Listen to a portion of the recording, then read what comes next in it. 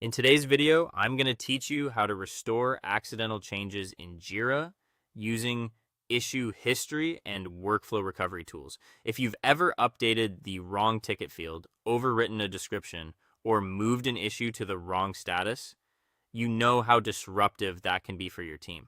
The good news is that Jira makes it straightforward to review what changed and manually restore the correct information. In this walkthrough, I'll show you how to sign in, open the affected issue, check its history, restore field content, reverse workflow mistakes, and then verify that everything looks correct before you move on. Start by opening your preferred web browser and going to your Atlassian cloud site. From there, sign in securely to your workspace and wait for the main dashboard to load. Once you're in, open the project where the problem happened and select the specific issue or task card you want to fix. It's always best to confirm you're in the correct ticket before making any changes, especially if several similar items are in progress at the same time. When the issue opens, look below the main description area for the activity section. In that area, select the History tab.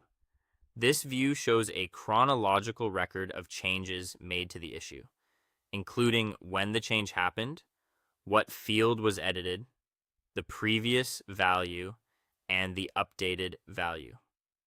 Take a moment to review the entries carefully so you can identify the exact change you want to undo.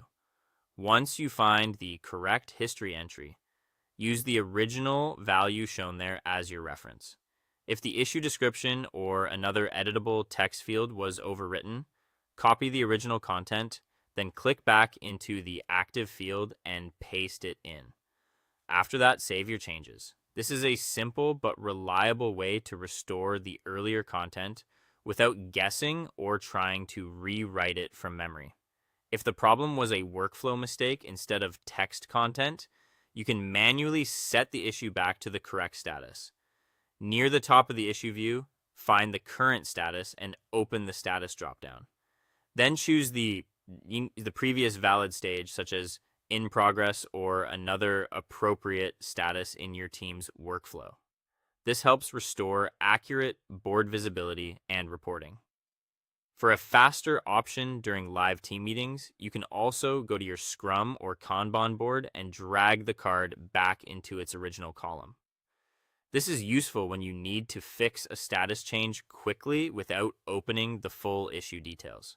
Finally, return to the issue and run a quick validation check. Review the description, confirm any key metadata, and reopen the History tab to make sure your corrective update appears as expected. Once everything looks right, you're done. Thanks for watching, and I'll see you in the next video.